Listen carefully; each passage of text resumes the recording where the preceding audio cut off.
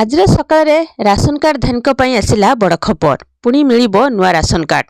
जो हिताधिकारी माने नुआ करी आवेदन करथिले सेमानकु मिलिबो नुआ राशन कार्ड। एहा सहित एबे भी चलीछि हिताधिकारींकर आधार भित्तिक ई-केवाईसी प्रक्रिया। कौनसी योग्य हिताधिकारी ई-केवाईसी होई नथिबा कारणरू खाद्य सुरक्षारू वंचित करा जाय नहीं। राज्य में एबे भी 15,67,000 अधिक राशन कार्डधारी ई-केवाईसी करि नथिबा सूचना रही। राज्यर लक्षाधिक लोक ई-केवाईसी न करिबा पछरे मध्य अनेक कारण रही। अयोग्य हिताधिकारी धरा पड़िबा भୟରେ ई-केवाईसी करुनाहांती। उपांत अंचल में नेटवर्क समस्या पाई मध्य बहु हिताधिकारी अपडेट करि पारुनाहांती। सरकारकर तथ्य अनुसार राज्यर 51,177 गाँव 2,603 गाँव में नहीं मोबाइल नेटवर्क। एमितिकी आदिवासी प्रवण कंधमाल जिले में सर्वाधिक 375 गाँव में नेटवर्क नहीं।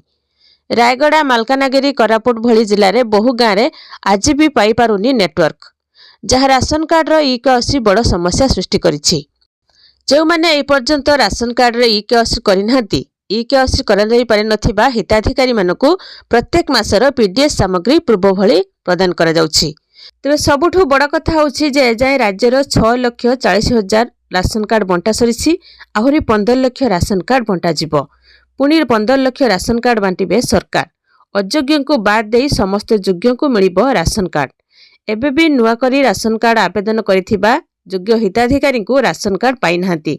सेमाने खूब शीघ्र नुआ करी राशन कार्ड पाइबाकू जाउछंती।